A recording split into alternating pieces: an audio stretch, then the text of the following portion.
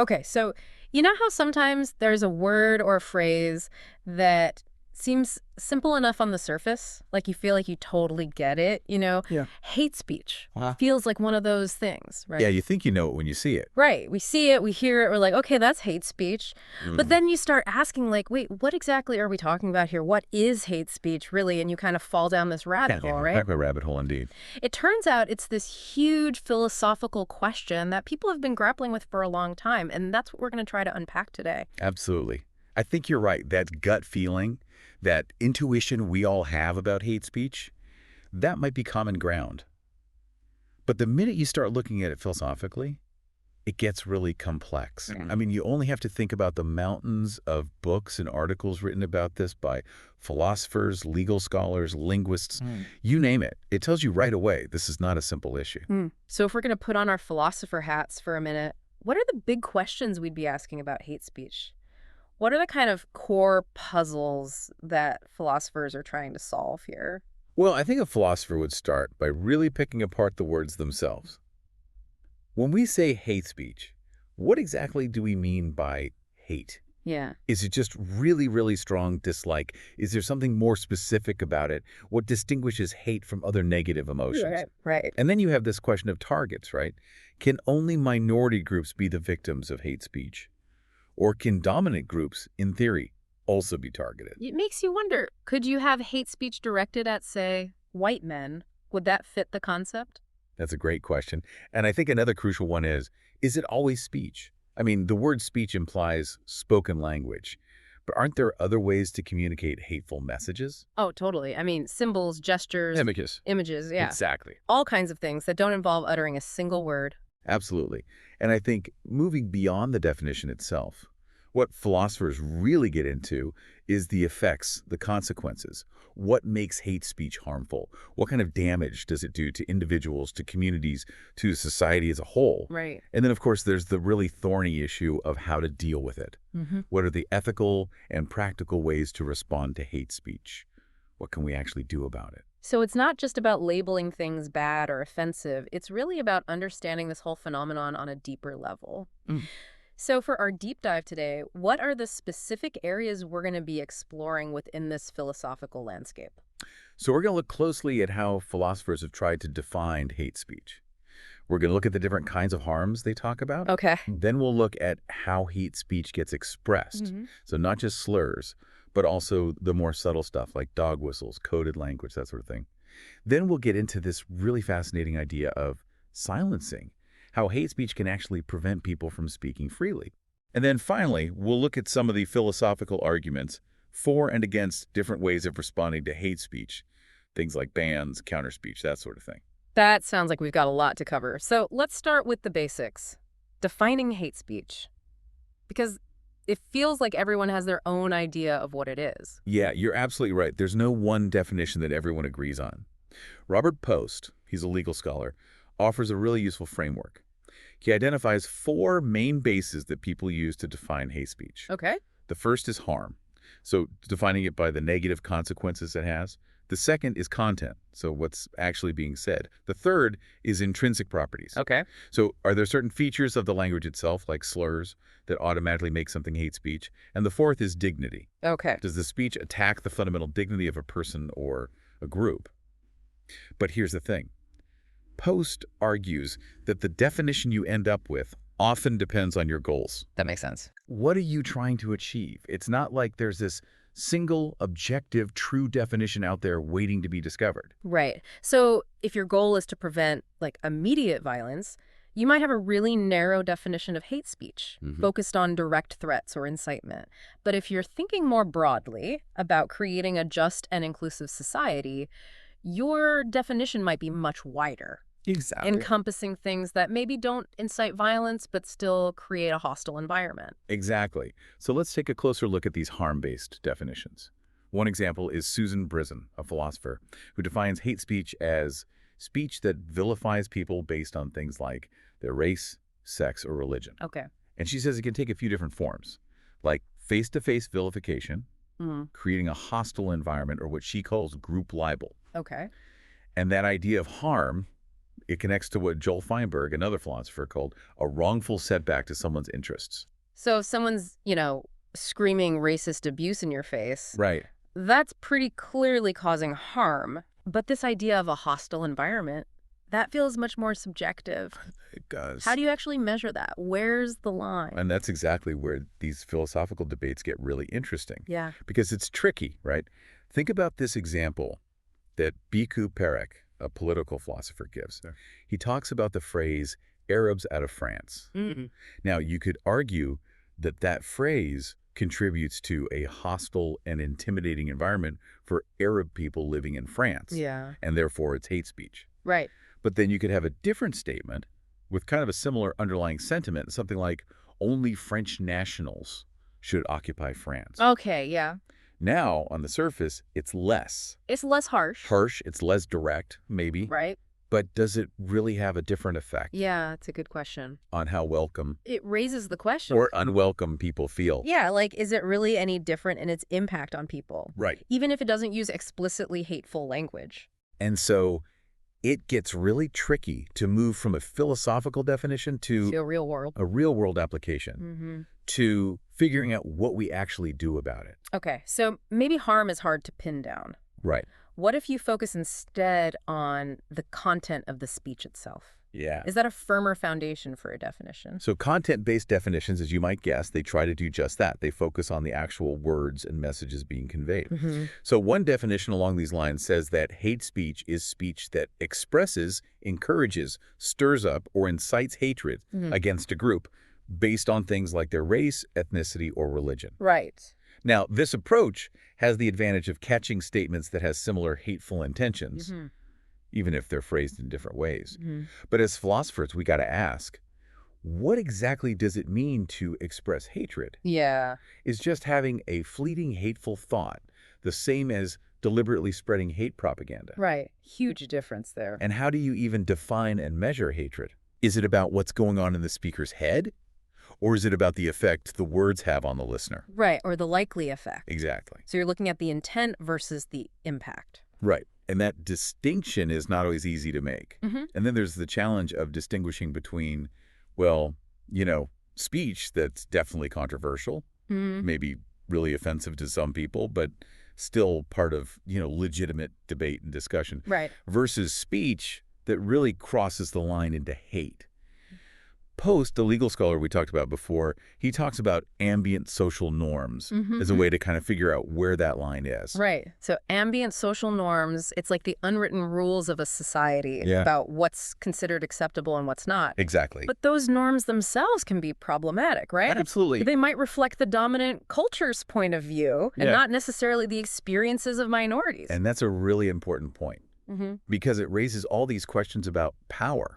Who gets to decide what those norms are?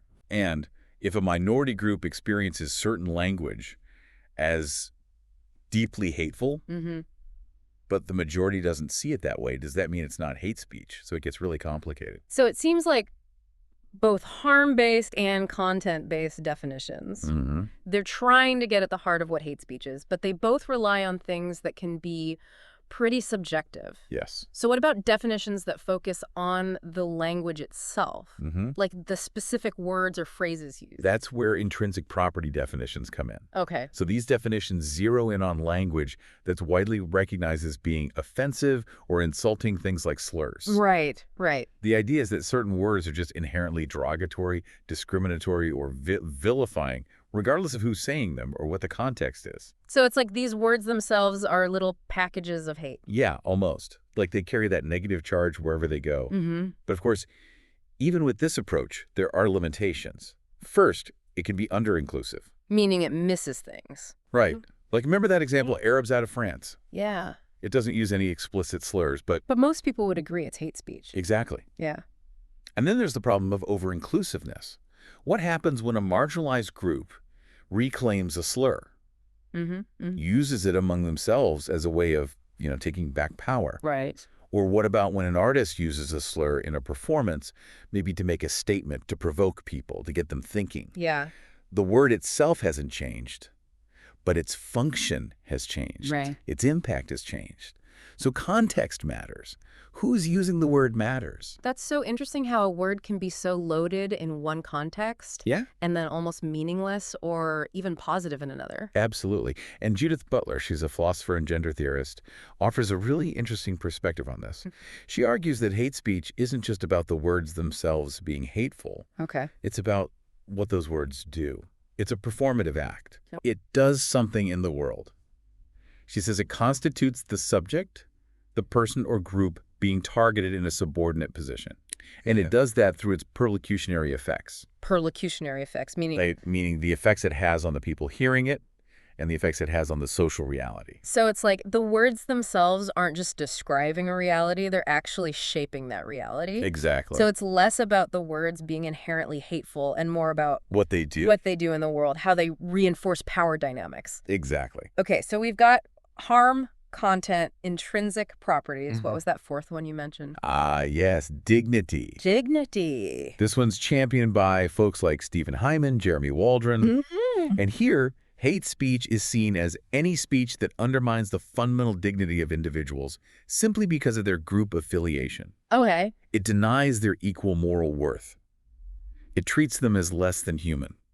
So it's saying that everyone deserves to be treated with respect, regardless of their race, religion, gender, whatever. It's exactly And that. hate speech violates that basic principle. Exactly. But how do you distinguish between, like, genuine criticism of a group or its ideas Right. and speech that's actually attacking their dignity? That is a tricky question. And couldn't this definition, like, get so broad that it ends up including a lot of political speech that we might not want to ban? It's possible. This is something the legal scholars worry about quite a bit. It seems like every time you try to create a perfect definition of hate speech, Yeah.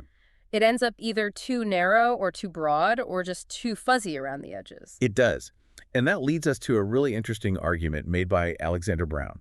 He's a philosopher who suggests that maybe hate speech isn't really one thing at all. Okay. Maybe it's not a single clear-cut category.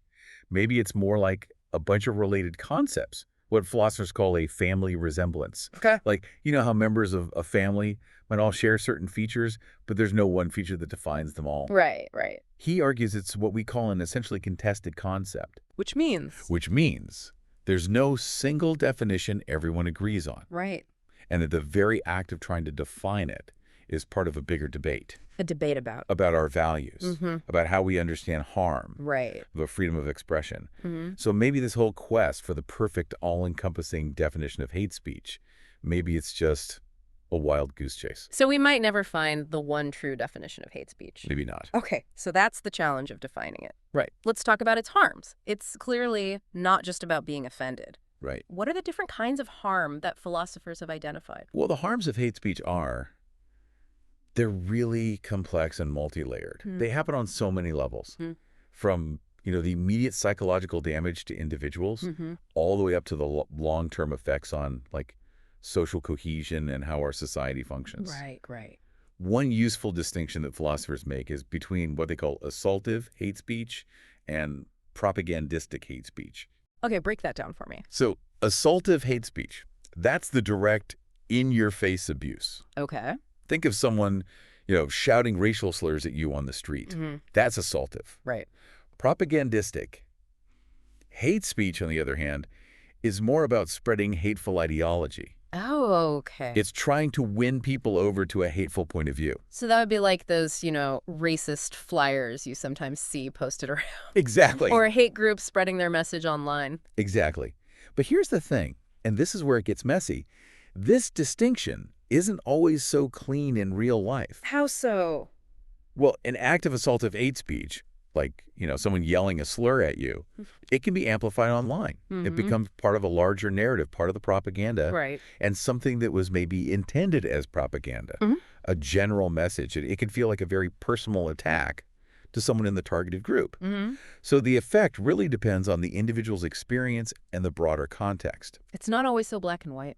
It's not. Philosophers like Jeremy Waldron, he focuses a lot on propagandistic hate speech. He says it creates this environmental threat. An environmental threat. Yeah, like it pollutes the social environment. Okay. He argues that it erodes this basic public assurance of equal dignity that we should all have. I see. It makes people feel unsafe, unwelcome, unequal. Mm-hmm. On the other hand, you have scholars who focus more on the assaultive speech, Mm-hmm. like the authors of a book called Words That Wound. Okay. They emphasize the direct, immediate, and substantial injury that this kind of speech can cause, Mm. mostly psychological injury. So it's like one focuses on the broad societal harm Mm-hmm. and the other on the harm to individuals. Exactly. But as philosophers, we can see how these are connected, right? Mm-hmm. These individual harms, if they're happening all the time, on a large scale, They add up, they add up. They create that broader societal harm that Waldron's talking about. right? It becomes like a collective trauma. It does. And it's important to remember, these effects aren't fleeting. Mm. It's not just like you're offended for a minute and then you move on. Right. Philosophers like Murray Matsuda and Gelber and McNamara, they've all documented how victims of hate speech can experience really long-lasting harm. Like what kinds of harm? Psychological distress, Yeah. like anxiety and depression. Mm-hmm. They might change their behavior to try to avoid further abuse, Right. and it can even limit their ability to participate fully in society. So it can have these ripple effects that go way beyond the initial incident. Exactly. Yeah. And all of this makes it really hard to maintain that clear distinction between assaultive and propagandistic.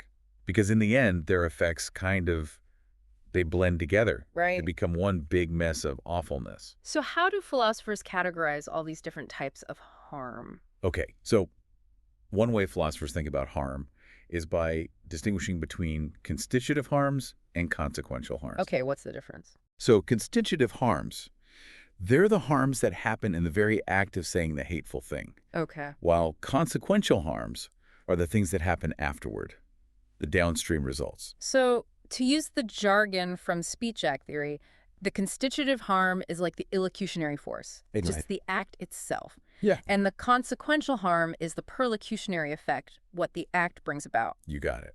Now, most of the harms we've talked about so far, the psychological stuff, the societal stuff, those are consequential harms. Right, the effects of hate speech. Right.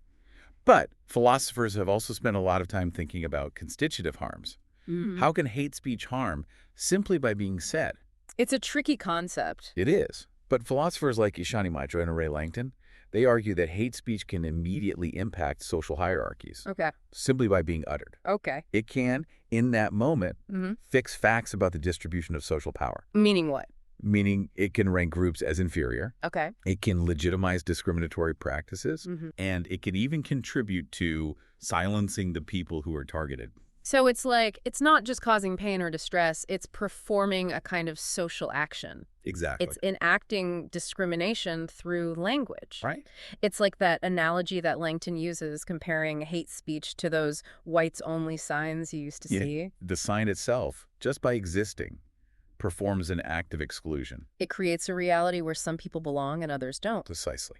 And Langton connects that to Austin's idea of exercitives, Exercitives. which are basically speech acts that exert power, that make decisions within a social domain. So some hate speech is like a verbal whites-only sign. Exactly. It's doing something, not just saying something. That's a powerful way to think about it. But like with everything else we've discussed, it's probably not that simple, right? You're right. As philosophers, we've got to acknowledge the nuances here. The distinction between illocutionary and perlocutionary acts, it's not always clear-cut. How people understand and respond to speech, that's complex. Mm-hmm. And as Gelber and McNamara point out, for victims, these constitutive and consequential harms, they often happen together. You know, they overlap, they reinforce each other. It's all part of the same experience of being targeted by hate. So while it's helpful to have these philosophical categories, Yeah. we shouldn't forget that in real life, it's all much more messy and intertwined. Absolutely. Now, I want to shift gears a bit and talk about religious hatred and anti-Semitism. How does this philosophical framework we've been building apply to these specific contexts? That's a great question. Yeah. I think it's important to remember that religious belief can be both a source and a target of hate speech. Mm-hmm. From a philosophical perspective, it's interesting to consider what, if anything, religion adds to our understanding of hate speech. Okay. We already have categories like race, ethnicity, gender. Right. Does religion bring something new to the table? Sometimes it's pretty straightforward. Religiously motivated hate speech might use slurs, explicitly hateful language, threats, that sort of thing. That fits pretty neatly into existing definitions. Mm-hmm. But sometimes it's less clear-cut. How so? Well, what about statements of belief or moral positions that are rooted in religion? Mm-hmm. They might be deeply offensive to some people, Right. but do they necessarily meet the criteria for hate speech? Are they inciting hatred? Mm-hmm. Are they undermining someone's equal dignity? It's a tough one. It is. Think about some of the statements made by certain religious leaders regarding LGBTQ plus individuals. Right. Where's the line between expressing a religious viewpoint Mm-hmm. and engaging in hate speech? It's an ongoing debate and not an easy one to resolve. Right. It's so context dependent. It really is. And then there's this whole other layer of complexity with the argument that religious beliefs deserve special protection from being offended. Yes. You see this perspective particularly in discussions about blasphemy laws. Mm-hmm. Chen Ganz, an Israeli legal scholar, has written about this. He talks about how some people argue that we need to protect religious beliefs in a special way to avoid conflict between religious authority and the authority of the state. So it's like if the state can punish people for offending religious sensibilities, then it's stepping on the toes of religious institutions. Right, and it's forcing individuals to choose between their religious beliefs and their civic duties. Mm-hmm. But philosophically, does that argument hold up? That's the question. Right. Yeah. Should religious beliefs be given special status over other kinds of deeply held beliefs? Mm-hmm. What about political beliefs? Right. Moral convictions. I mean, clashes over political ideologies can be just as disruptive to a society as religious conflicts. Absolutely. And if we say, okay, we're going to protect religious speech in a special way, doesn't that create a kind of double standard? Right. It seems like it could open the door to all sorts of restrictions on other types of speech. Exactly. And that's a concern for many philosophers who value free expression. Okay, and what about Holocaust denial Mm. and the denial of other crimes against humanity? Philosophically, where does that fit into this discussion of hate speech? That's another area where things get really complicated and really sensitive. As Michael Wine points out, many European countries and Israel have laws criminalizing Holocaust denial. Okay. Now, philosophically, the reasons for these laws are debated. Some people, like Frederick Schauer, argue that these laws are about preventing incitement to hatred and violence. The idea is that denying the Holocaust is a way of legitimizing anti-Semitism and potentially encouraging further violence against Jewish people. Then you have others, like David M. Blue, who say that denial speech is not really about engaging with history in a good faith way. Okay. It's propaganda. It's aimed at erasing the memory of these atrocities and, rehabilitating the ideologies that led to them. It's scary to think that people would want to just erase history like that. It is. But then, if we accept that as a justification for banning certain types of speech, how do we decide where to draw the line? That's the question, isn't it? Could this rationale be applied to other historical events? Right. What about other forms of propaganda? It gets really tricky. And it raises all these questions about historical truth, freedom of expression, and the role of the state in kind of policing our understanding of the past. It feels like a minefield. It does. Okay, so let's move on now to how hate speech is expressed. Okay. We've talked a lot about slurs, which are very direct, but the material we're working from also highlights more subtle forms, like code words and dog whistles. Right. Can you talk about those from a philosophical perspective? How do they work? So slurs, as we've said, they're kind of the most obvious form of hate speech. Yeah. They're these conventionalized ways of putting people down, of demeaning them. Right. And they often have a neutral counterpart, right? So like cracker versus white people. Right. But there are some philosophers, like Lauren Ashwell, who challenge this idea. Yeah, so. Well, she points out that a lot of gendered slurs, like bitch, they don't really have a truly neutral equivalent. That's a good point. And this raises some really interesting questions about what makes something a slur. Yeah, like, is having a neutral counterpart really necessary? Exactly. And it has implications for how we understand slurs, both on a pragmatic level, how they're used, and on a semantic level, what they actually mean. And then there's this whole question about the offensiveness of slurs. Right. Like, is that just purely subjective, or can we analyze it philosophically? So Dwight Bollinger, a linguist, he came up with this useful framework. He distinguishes between 3 different kinds of offense. Okay. Actual offense. That's just when someone feels offended, regardless of the reason. Right.